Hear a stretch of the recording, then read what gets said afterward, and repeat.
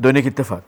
অন্তর্বর্তী সরকারের 1 বছর, শিক্ষার্থীদের শ্রেণীকক্ষে ফেরানোই ছিল চ্যালেঞ্জ। অন্তর্বর্তী সরকারের 1 বছর, এখনও কাঙ্ক্ষিত মাত্রায় ঘুরে দাঁড়াতে পারেনি পুলিশ।